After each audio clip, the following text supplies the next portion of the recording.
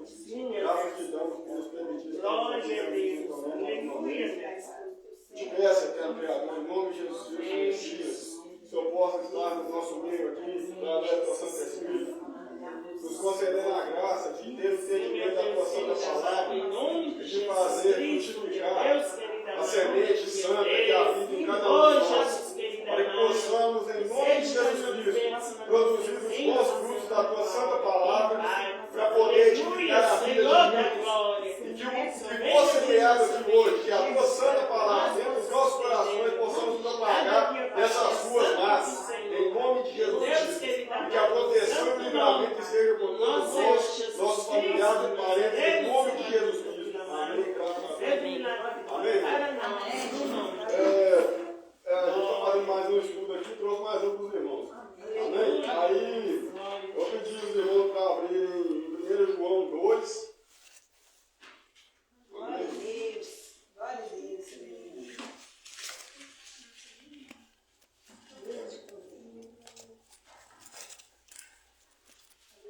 1 João 2, é o 15 ao 17. Amém? Pode ler, irmãos? Vê só, irmãos.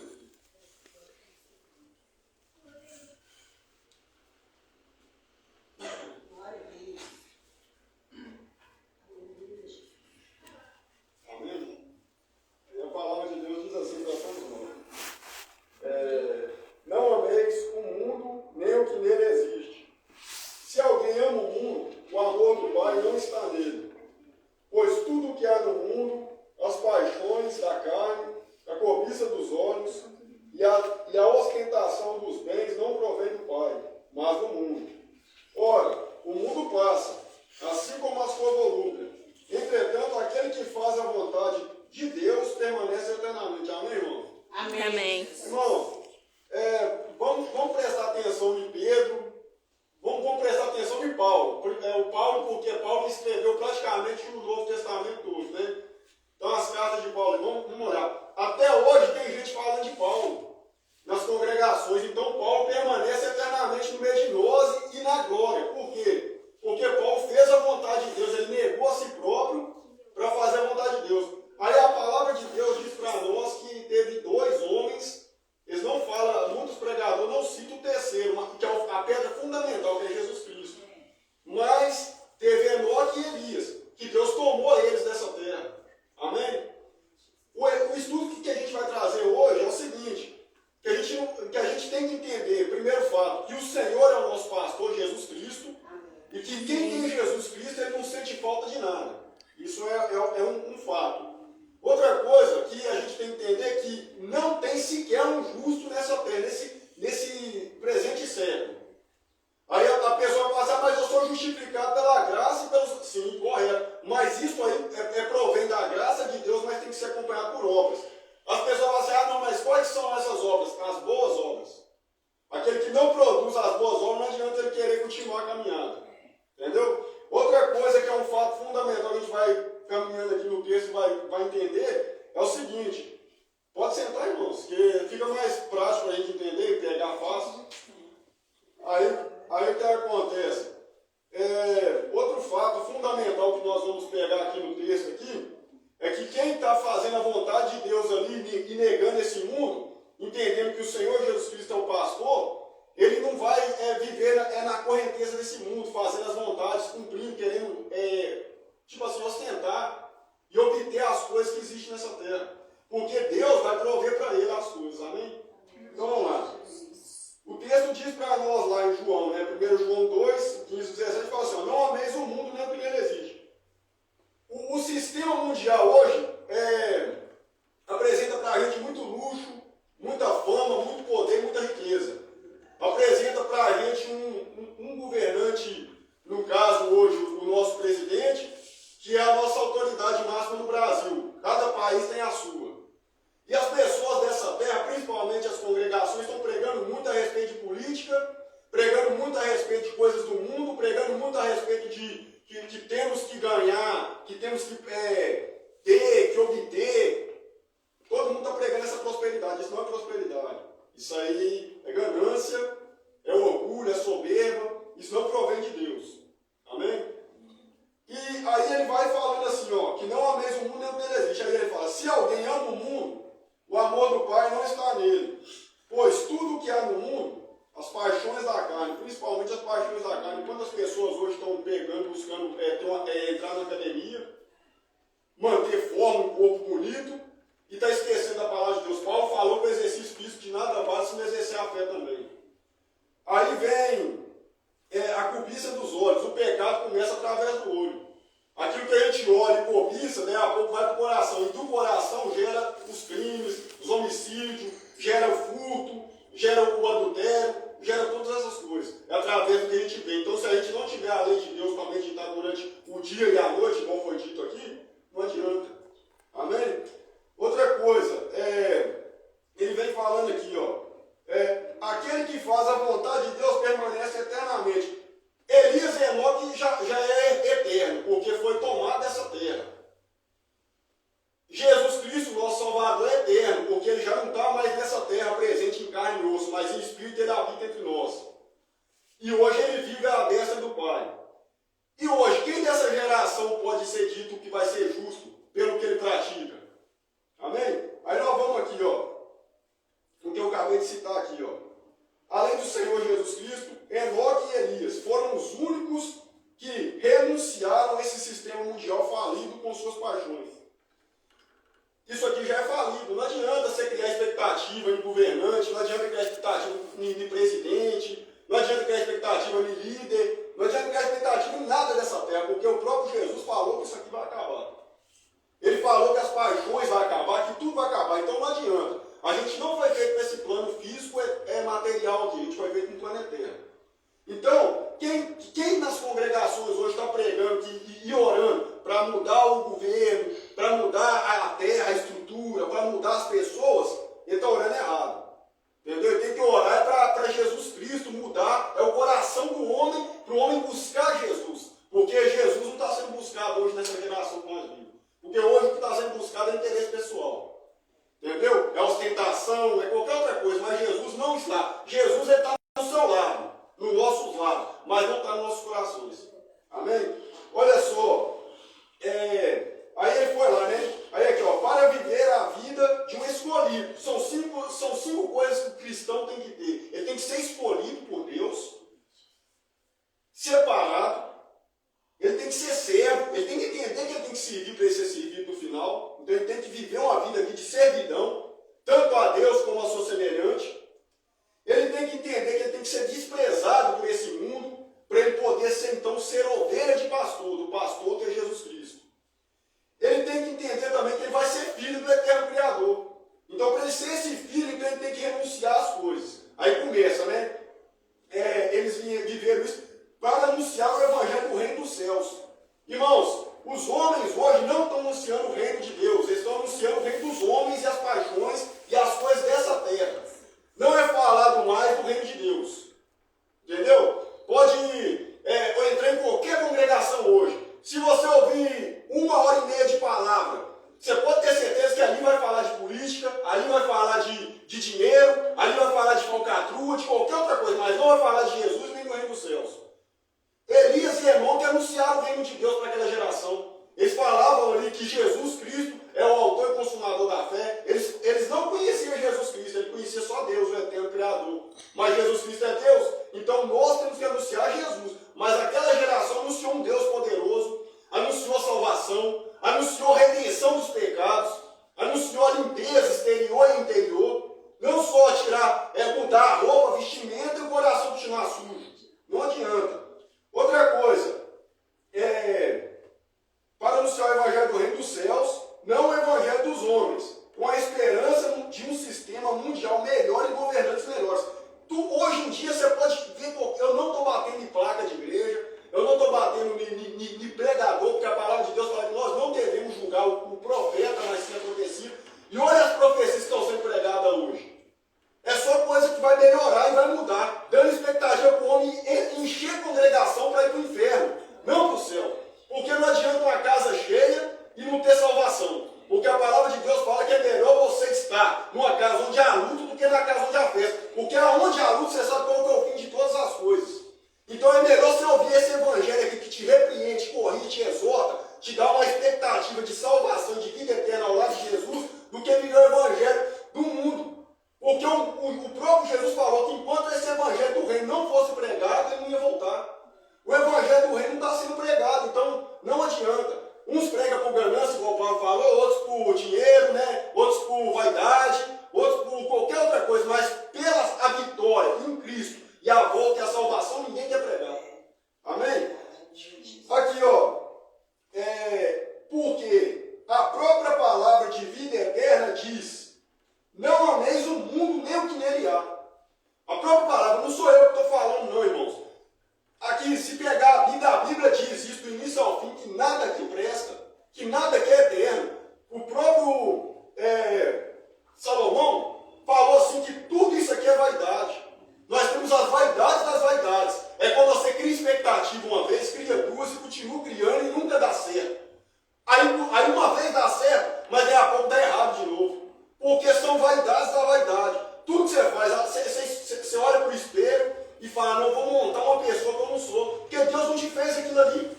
Olha só, o homem ele quer vestir uma roupa de mulher, botar seio e virar mulher. Deus não fez ele mulher, fez ele homem.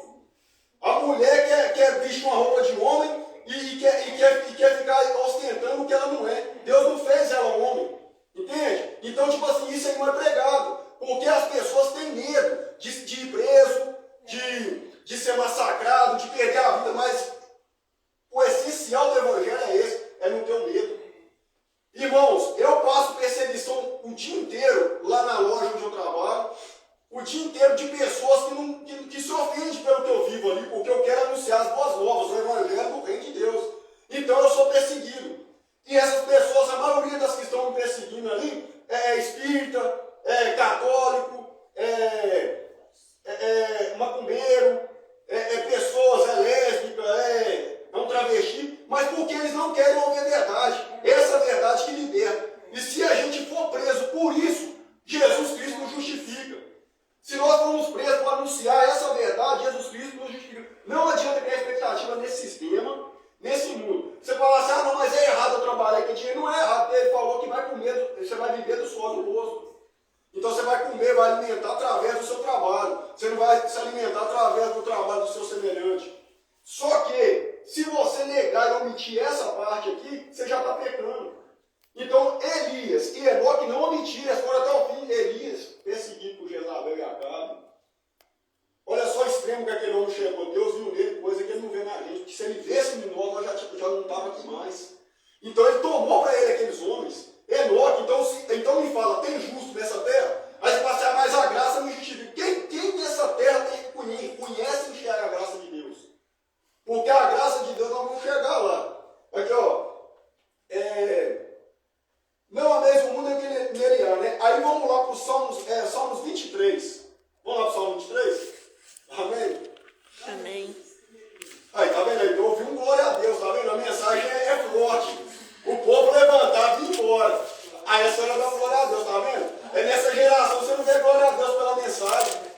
Você vê glória a Deus, você fala aqui, ó. Aleluia. Se eu subir aqui e falar assim: eu tenho uma chave de um carro aqui, todo mundo dá glória a Deus. Glória a Deus, Se eu subir aqui e falar assim: amanhã vai ter milagre. Agora se eu falar aqui, ó, santificai-vos hoje, porque amanhã o Senhor fará proezas no meio de vós, quem vai querer? Entendeu? Santificar hoje. Não, eu vou me santificar amanhã na hora que a bênção vier. Entendeu? Aí, amém, né?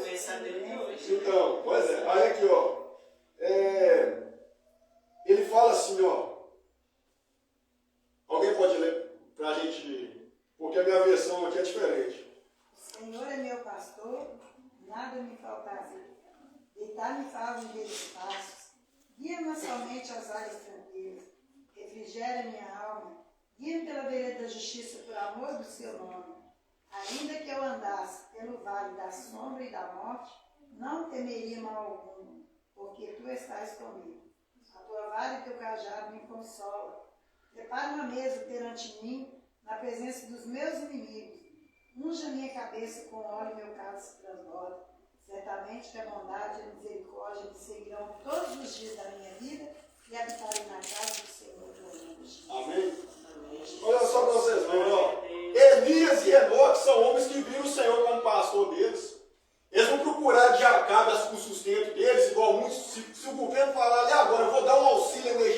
ali de 700, 800 reais. Por muito menos, 300, o povo vai lá e dá vida por aquilo. O povo idolatra e vai.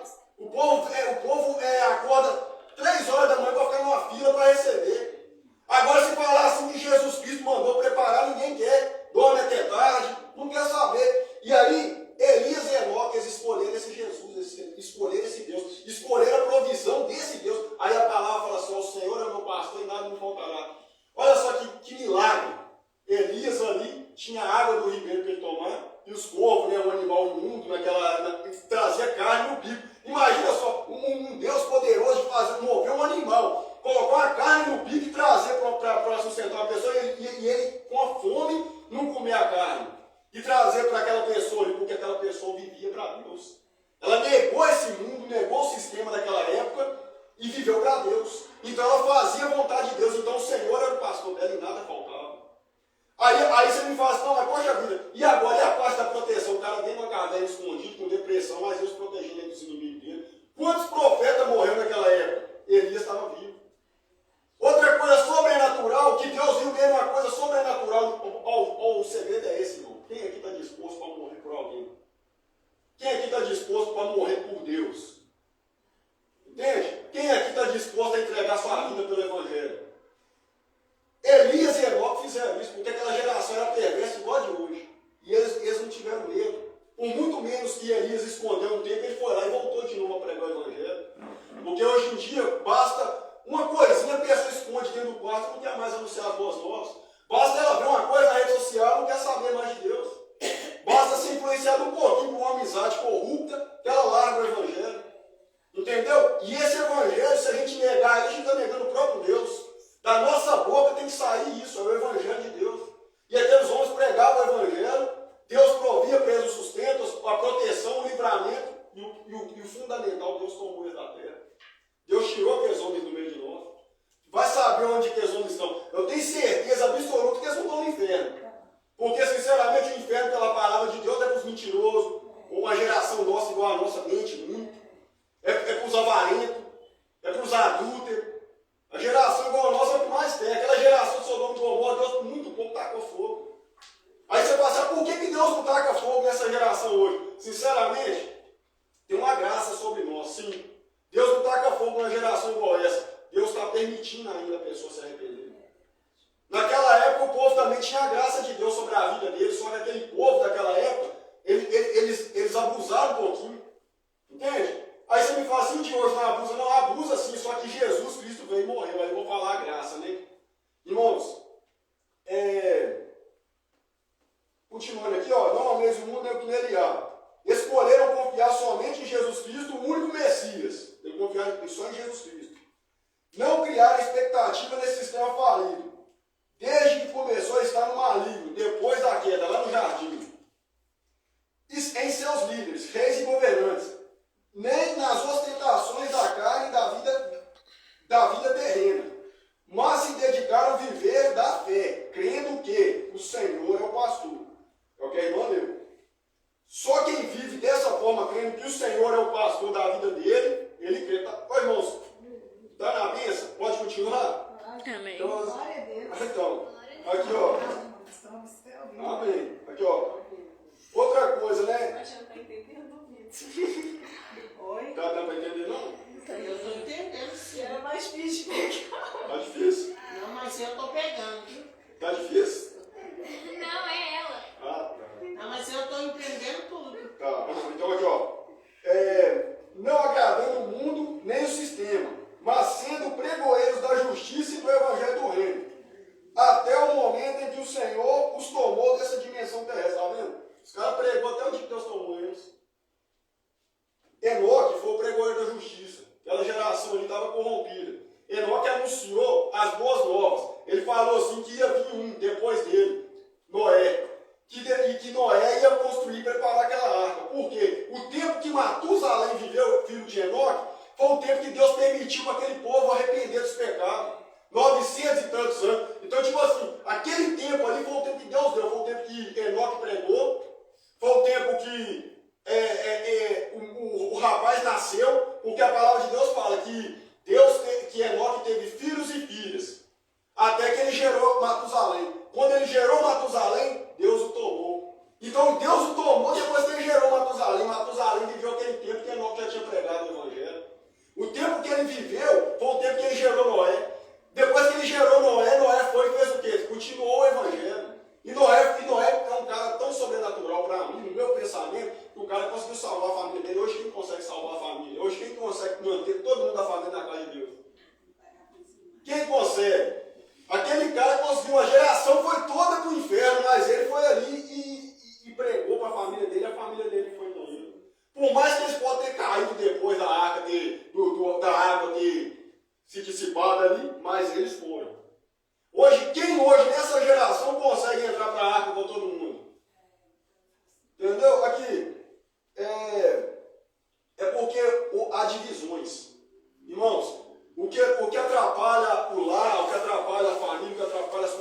gerações, hoje as divisões. Nem todo mundo pensa igual. Às vezes o pregador está pregando e a pessoa está ali sentada no banco, está pensando contra. Pensamento negativo. Um pensamento tem mais poder do que palavra. Porque às vezes você vai falar, mas às vezes seu pensamento está ligado aonde? Quem está habitando dentro do seu corpo? Entendeu? Se for um demônio que estiver ali dentro. Olha o pandemônio que esse bicho vai fazer depois. Entendeu? Olha só. Vamos lá continuar aqui, ó. Romanos 3. O 10. Vamos lá para a gente ver. Para a gente continuar aqui. Deixa eu só ver as horas aqui, tá? Correto.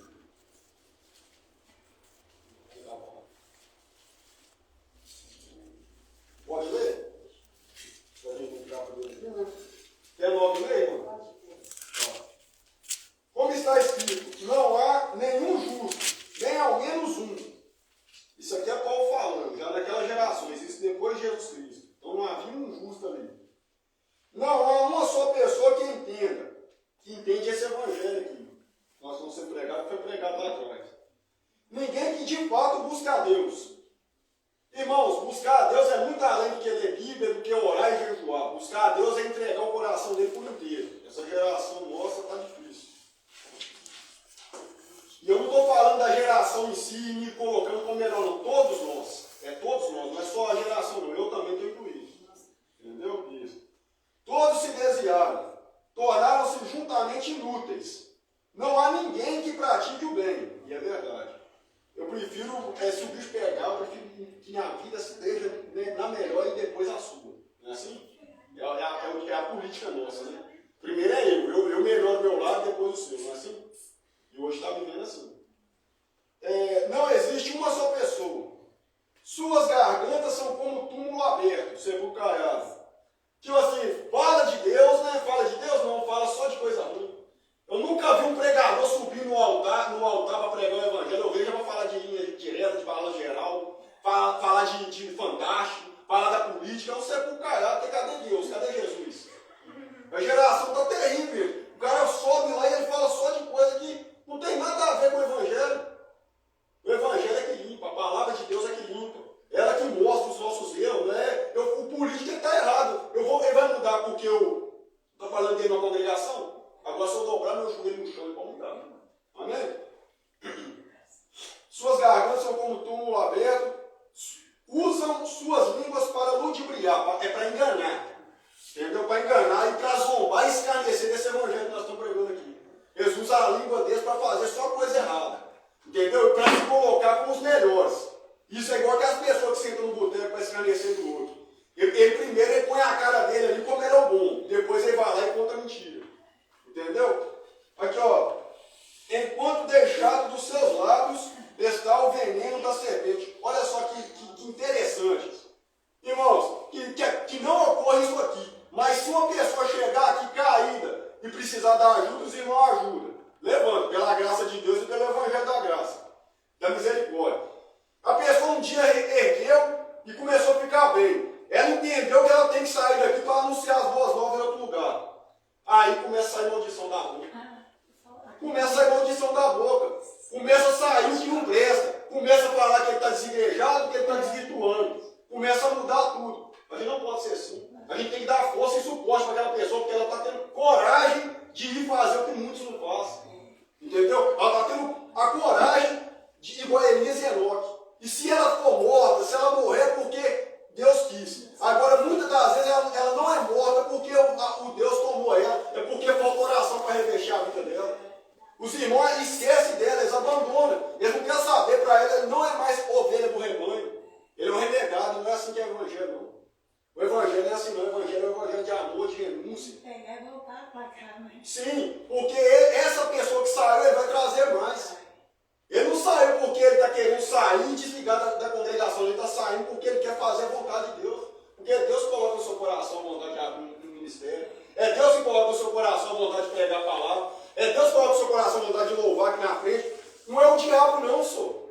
O diabo não tem esse poder, não. O diabo tem poder de matar, roubar e destruir. Ele não tem poder de anunciar as boas novas. Ele tem poder só para atrapalhar o cristão.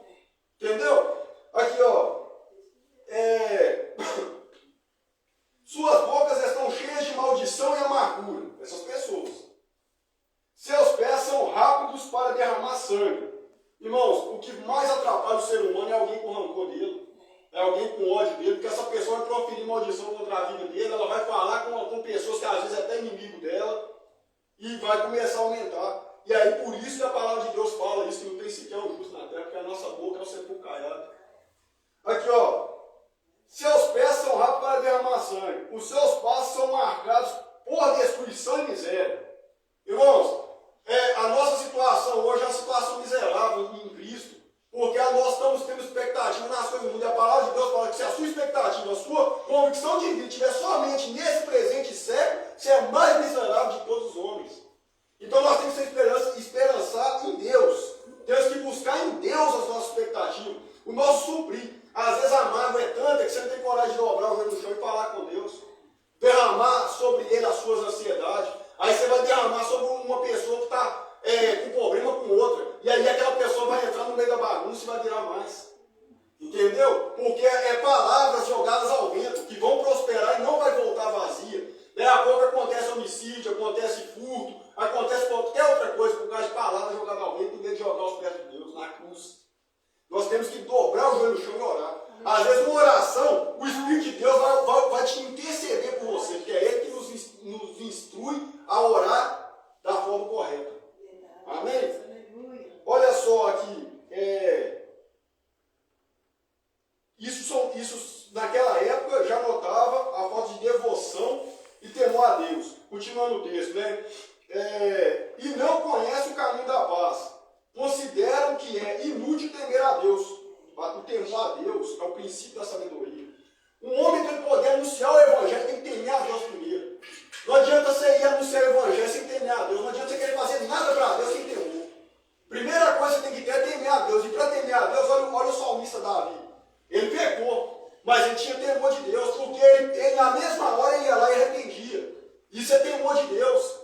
Outra coisa que o ser humano tem que fazer hoje no nosso tempo não é esperar pecar para arrepender, não é pensar nas coisas antes de fazer isso.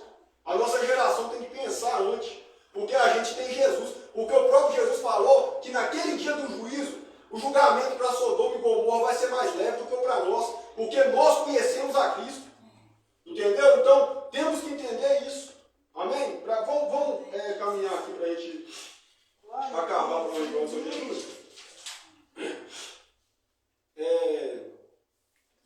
Alguém pode abrir em Romanos 5, ler para a gente, que é o negócio de Jesus? Romanos 5, do 3 ao 6.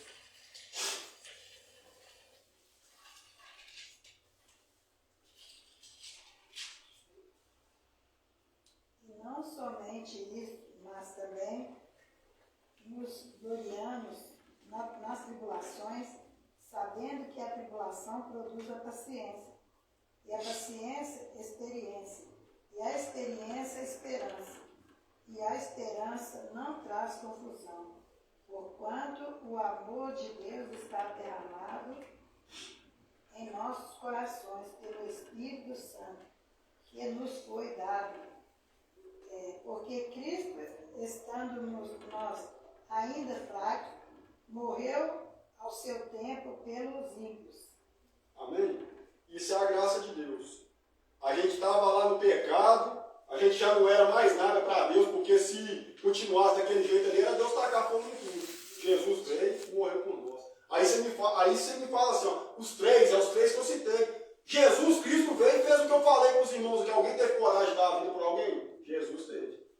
Jesus concedeu a graça através da morte na cruz. Se humilhou até a morte de cruz. O interessante disso aqui, irmãos, é o seguinte.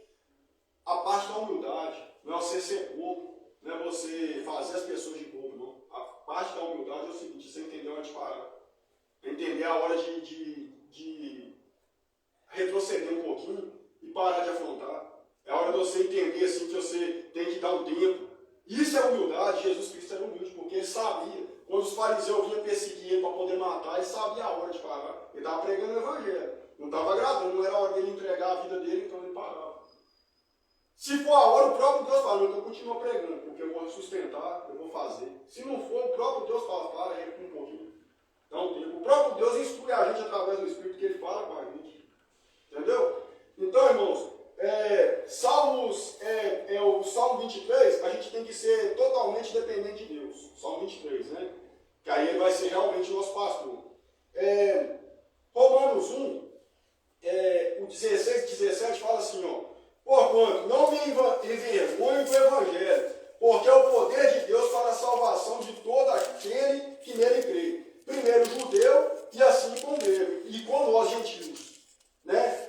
Visto que a justiça de Deus revela no Evangelho, uma justiça que do princípio ao fim é pela fé que está escrito. O justo viverá da fé. Nós temos que viver dessa fé. Aí, continuando aqui rapidinho, Tiago 1, 3 e 4. Porquanto, sabeis que a prova da vossa fé produz mais perseverança, que a irmã leu lá em Romanos. Porque o que a gente vai passando nessa terra de ruim, vai produzindo, se nós realmente somos mudados pelo Evangelho, pela palavra, vai produzindo mais fé. Porque cada vez que você tomba, cada vez que levanta o inimigo, você volta mais forte. Você volta mais renovado e com mais poder de Deus para investir contra o adversário. Amém? Olha só, aí vai, né? E a perseverança deve ter plena ação, a fim de que sejais aperfeiçoados e completos, sem que vos falte virtude alguma, que eu falei que agora. Deus não vai deixar faltar virtude. Aí continua Tiago, fala assim, ó. Por isso que a fé tem que ser acompanhada das obras. Nas boas obras, significa o crer e praticar. Amém? Alguém pode fazer uma oração para a gente para o Senhor Jesus? Amém. Amém?